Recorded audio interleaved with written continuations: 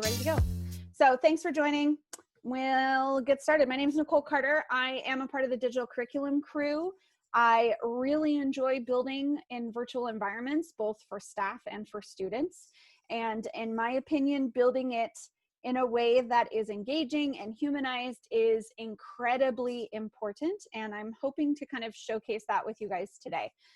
And as we've been talking about best practices, I think in using live Zoom with Canvas and really being intentional with navigation and how we're teaching kids to use Canvas and being explicit in our instructions kind of hits on both the engage, the teach, and the check a little bit today, because I'm going to be showcasing how to do station rotations virtually in Canvas. So a little bit on how we might differentiate and kind of clone ourselves, use breakout rooms for small group intervention. I mean, there's a lot going on today. So hopefully it all works out. As I said before, comprehensive distance learning to me is that humanized, intentional approach to building our online content. So I am going to be talking a little bit about discussions. I wanted to model how we use discussions, and that will be our starting point. And as we kind of go through things, I'll kind of backtrack and talk a little bit about the build aspect from a teacher's perspective, but then also model how we might go about using it live in Zoom.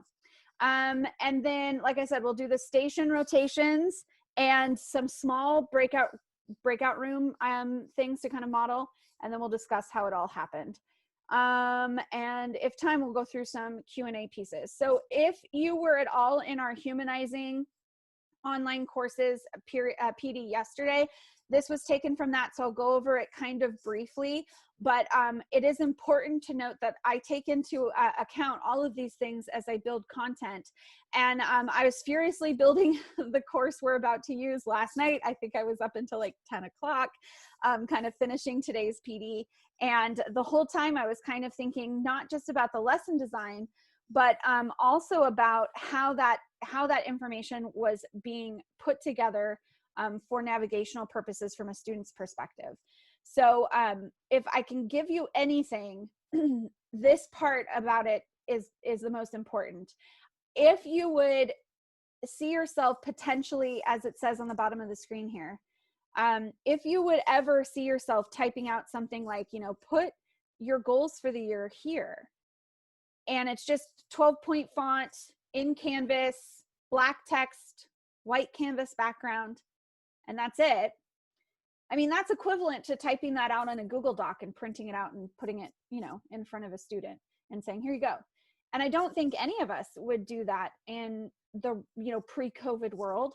And so that's kind of how we, I think, have to internalize it a little bit as we build pages and discussions and assignments in Canvas as well. So how would we do this if we were doing it in the real world, and how can we make it a little bit more engaging for the kids? Okay, so what I'm going to have you guys do is jump into Canvas. So the first thing I need you to do is open up a tab on your computer for me, please, and sign into Canvas. That's the most important step before I give you any kind of enroll code. I need you to sign into Canvas first. And I'll kind of give you guys a minute to do that.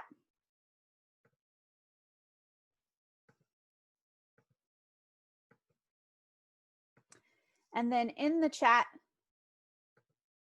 I'm going to give you the enroll code. It's also linked in the slide deck as well on slide 10, if you're following along in the slide deck. Go ahead and enroll for me. I should get some notifications as you guys get in. Please let me know, go ahead and throw it in the chat or unmute yourself if by chance I did not publish the class. I think I did. I did. You're good. And Nicole, to confirm, we're going to pick up that URL and we're going to copy and paste it in that new tab. Yeah. Once you've signed, you just have to sign into Canvas first in order to, you know, get into an enroll link like that. So thank you, Katie, for letting me know she's in. I appreciate that kind of confirmation. Thank you. Thank you. So yeah, if you're in a new tab, you're going to go ahead and pick up that link once you've signed in. Wonderful. Thank you, everyone. Thank you, Stephen. Thank you, Hope. All right. So you should be looking from a student's perspective at this little home page that I've built. I've got a weekly agenda. We're going to be using these links here for today, but feel free if at any time you just want to poke around. I don't really have content on any of the other links. There's pages there, but I don't have content on it. And what I want us to do to start with is to go ahead and click on the Thursday link for the friendship discussion. And again, just go ahead and keep yourself muted. Your video cameras can be off. I just want you to go ahead and do this discussion as if you were a student, and then we'll kind of talk about it. So I'll give you like a minute or two to go through there. So we're still kind of waiting to make sure that everybody is in. And then again, we're going into the Thursday link for the friendship discussion. Everything today, by the way, was built with like kind of a mental health and wellness background and SEL piece, just for you guys to get some ideas of some things that we could do here. Okay, so if anyone is still kind of struggling, first step to get into our course is going to be to open up a new tab with Canvas. If you want to watch the video while we're kind of waiting, you can. Feel free. Your choice if you want to go through the full experience as a student, or if you're kind of taking it in from a teacher's design perspective. People are saying where is, so I'm going to go, in order for me to see it from a student's perspective, you guys, I'm going to go into the settings button on the left-hand navigation screen, and then I'm going to go ahead and hit student view. And then that gives me that magenta lens around the outside of my screen, so I know I'm in student view. And then I'm going to enter the friendship discussion. So as a student, I would see, okay, my prompt is what makes a good friend. I've got my video. Oh, I'm seeing the steps aren't showing up either. That's a bummer, you guys. I was noticing that a little bit yesterday. They would kind of come and go. From a student's perspective, you would go down here to the bottom where it says reply. Oh, if you can't see anyone to reply to, go ahead and refresh your screen and you should start to see some people showing up down below. So in terms of doing this live with students, you are going to have to give them a little bit of time, right, to set a timer. I'm horrible at wait time, but set a timer for them to go through. When you're doing this live, they need to refresh their screen so they can see the responses. But I think one of the things with Canvas discussions, I think it's a really great way to have kids respond to one another and build that community and response.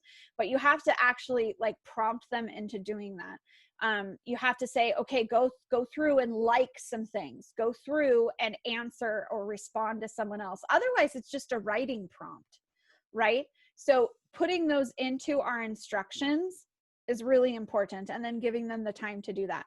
Because sometimes if we're not doing it live within the discussion, then maybe our directions become something like, you know, come back. We're going to come back to this assignment tomorrow and respond to our friends, because, you know, if it's a homework assignment, who knows when the kids will start to respond. So we might be a little bit more explicit in our instructions.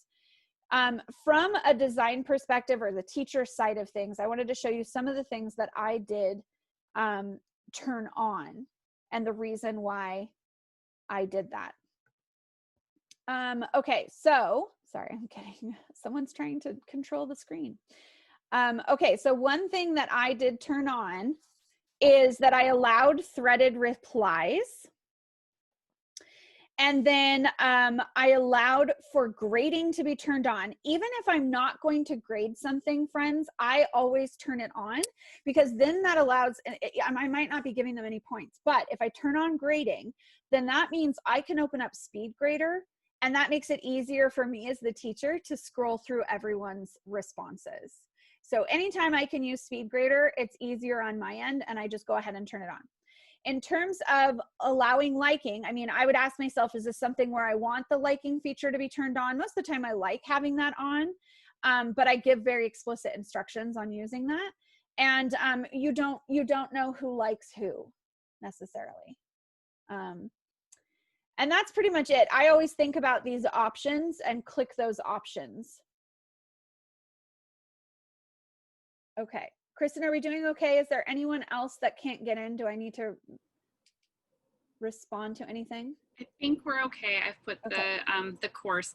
And Nicole, I think we would just reiterate, part of the reason why we're modeling this course is so that you can see from a design standpoint how you might be utilizing Canvas with your students and a Zoom at the same time. Yeah. I mean, the whole point is you've got this thing that you're using, you're building content Canvas can become, or should become, this central location for your students to get all of their content, all of their links, all of the things that you want them to have. They should get into the habit of having a tab open with Canvas at any time, so that they can constantly go in and find the things that you're commenting on. But there is a way to actually use Canvas while you're in Zoom. And I'm just trying to go ahead and model some of those pieces. Another thing to think about in terms of, design and creation, if there's any possible way to use less text, I would really recommend it. Kids are not going to read a ton of text on the screen. I usually do also make the text on the screen larger. I think I usually typically like to build with 18-point font, actually. And within Canvas, you actually do have a word count for your text editing box. So I would just say, you've got that there, like, keep yourself in check a little bit. Like, your assignment shouldn't go over like a huge amount of words. And in fact, if you do have a ton of directions, it's so simple and easy to go ahead and click this record, upload, and media button and record yourself reading the instructions. 9 times out of 10, your students are going to watch the video of you reading the instructions and talking about what your expectations are for the assignment versus reading 3 paragraphs of text, right? Like, they prefer to watch the video. So, and Canvas makes it really easy for us to embed that into it. Okay. Is there a way to change the stream of replies if there are a lot of responses, the ones at the bottom get no like or responses? So that's, I think, again, something that you could reference, especially if you're doing a discussion live, to remind friends to scroll all the way through. I'm going to set the timer for 10 minutes, scroll all the way down to the bottom, and that sort of thing. So there definitely is a benefit, I think, to doing some of the pieces live with kids, setting those expectations, and then they're more likely to do all of the components when you have a discussion as like homework, where they're doing it on their own or asynchronously. Additionally, I see someone in the chat saying using tables in Canvas is very clunky, and I could not agree more. The tables are really clunky, and I don't tend to like them that much. So, so if you want to avoid using the tables, I would. In fact, I built a lot of this stuff based on working with a colleague, and she liked using the tables, but I probably would take the tables out if I were rebuilding this myself. How do you set a timer in Zoom and in Canvas? So honestly, you guys, I have renewed my love for the app Classroom Screen. Give me a reaction. Give me one of your thumbs up reaction if you've ever used Classroom Screen before.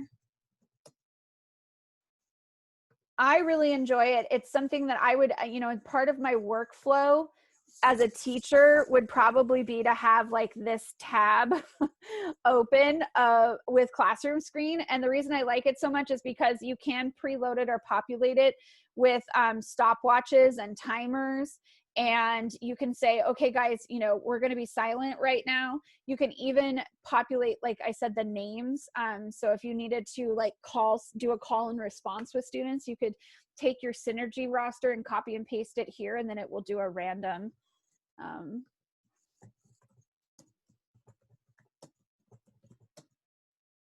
it does like random name.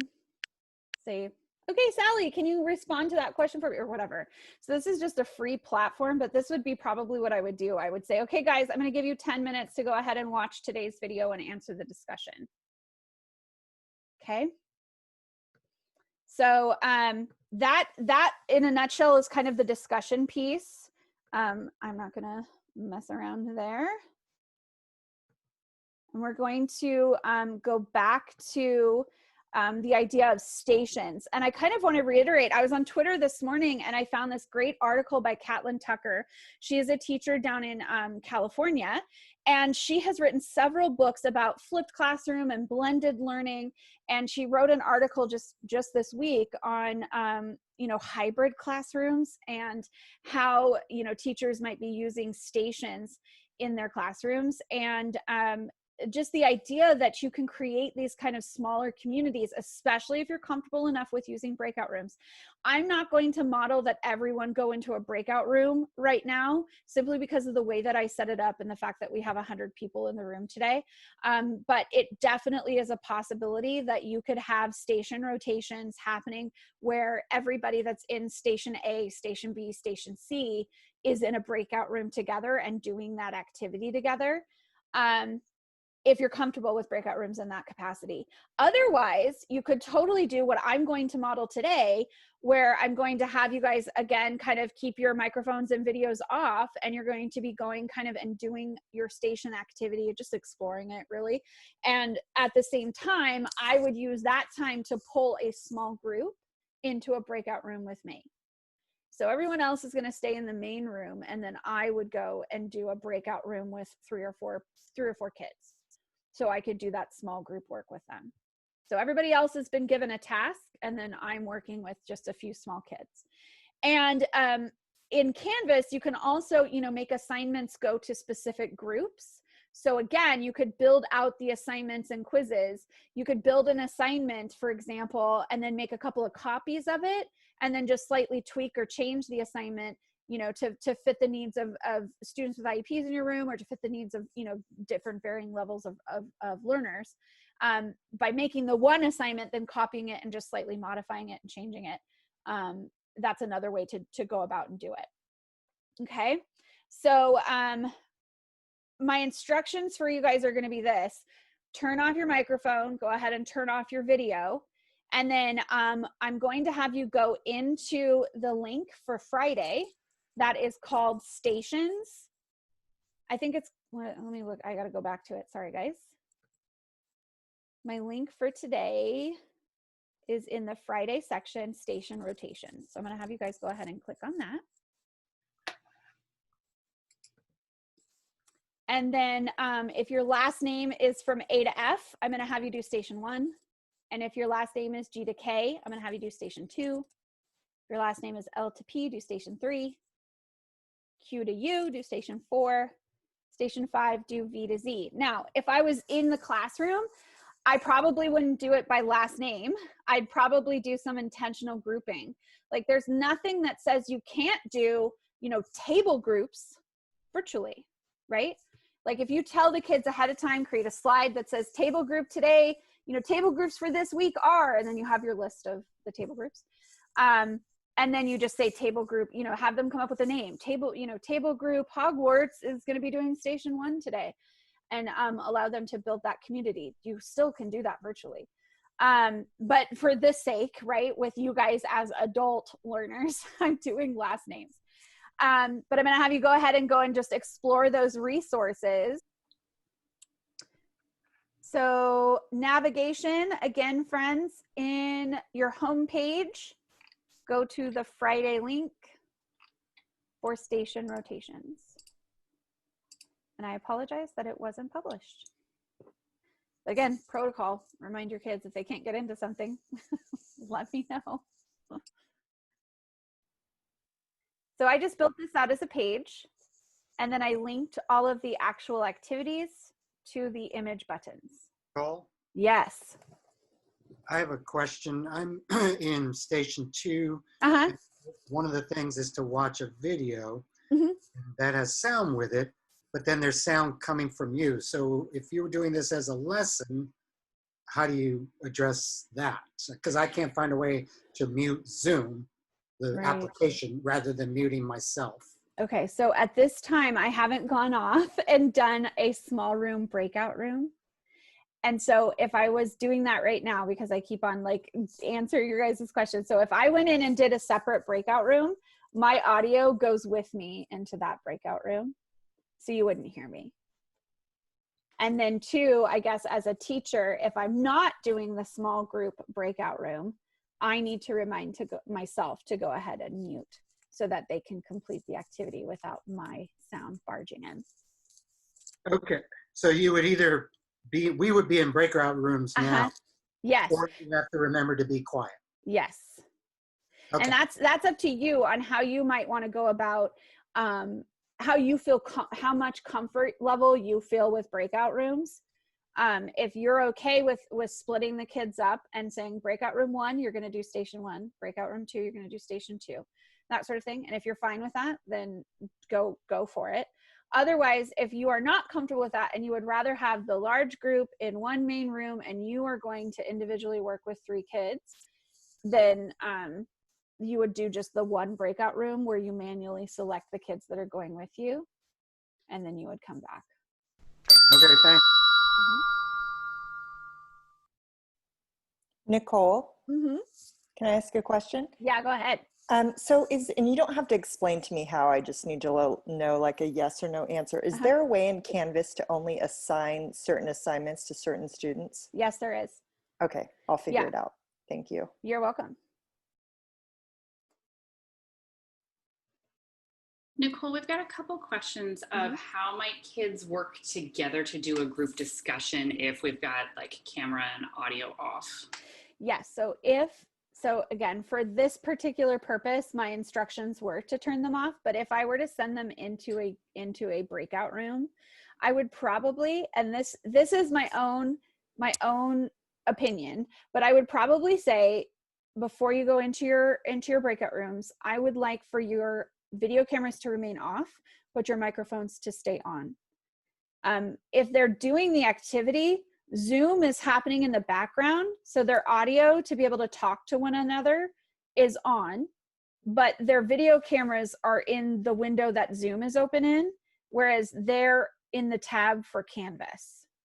So technically they shouldn't get distracted because I've given them a direct task that they won't have their video cameras distracting them necessarily. But that would be how you would do that. Okay, so I'm going to kind of pull everybody back a little bit and discuss a few things. So I apologize that all of my screenshots are not coming through for you, but I'll make sure to show it on my screen so you can see, the intent behind it. And then again, before I upload this to the Commons, if you are interested in kind of stealing it, I will properly upload all of my images instead of doing my shortcut of copy and paste. So in terms of my perspective, one thing that I always think about is the navigation for students. Building it in a module, as you may or may not know, gives you these front and forward and back or previous and next buttons, but I'm also cognizant of trying to give them a home button, because from this instance, the home is going to take them back to the station page, which is the home page for this activity. And then my home button on here would take them back to the main home page of the course itself. So there, you get these forward and back buttons pre-built into the module, but you don't ever usually get the option to like help kids navigate back to like their original start point. In my personal opinion, I do not like giving students direct instructions from module view. In my opinion, this is like your Google Drive. I would never throw my students into my Google Drive and say, go learn. This to me isn't engaging and inviting. And so this is not what I would prefer to use. So that's why I definitely build out in pages and then navigate them back to the pages that I want them to be in. And then additionally, and again, I'm sorry that they're not showing up on your end, but additionally, I do think it's really important, especially at the start of the year, to give explicit instructions on what they're supposed to do as a student, not just in the content expectations, but in, hey, you need to click the big blue submit button. You need to go down here to the text box.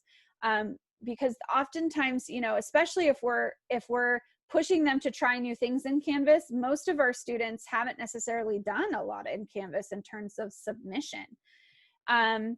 And those are conversations we have to kind of have with ourselves. Does the student benefit from having feedback from me as a teacher? Or would this be a great activity to build community with? And so therefore I might use a discussion. Or is this a vulnerable topic that maybe a classroom discussion won't work for that, but I do want them to talk with a peer about it. So maybe I'll do peer review. So within assignments, you have the option to do peer review where you can assign partners ahead of time. And I think that that's a great way to do things beyond just a peer review for an essay, right? You can do a peer review where it might be kind of a more vulnerable topic that they have a partner that they feel comfortable with having that conversation with. Because I think one thing that I noticed, especially I'm a parent in the district, and you know, my kid would get excited when seeing a peer's name in the Kahoot pages, like, oh, there's Angie. And it was a name on the Kahoot leaderboard. It wasn't their face. It wasn't like an actual peer-to-peer interaction. But she would get so excited by seeing just the name. And I would want to avoid that. I'd want there to be more collaborative spaces and more opportunities for them to see each other. And within all of the responses in discussions, for example, or even if you did a peer review, kids can just as easily as we can click on the video upload option and upload a video of themselves instead of just doing a typed response. So that is something to think about. And then, as I was kind of mentioning, you know, giving explicit instructions. Now, this is obviously for iPads, which our kids all should have the Chromebooks. And I know that's sometimes hard for us because we don't have access to Chromebooks. But even if we just did, I just did an image search for Chromebook keyboard and grabbed this little image. The yellow circle is around the button that kids touch to show them the different windows in the screen.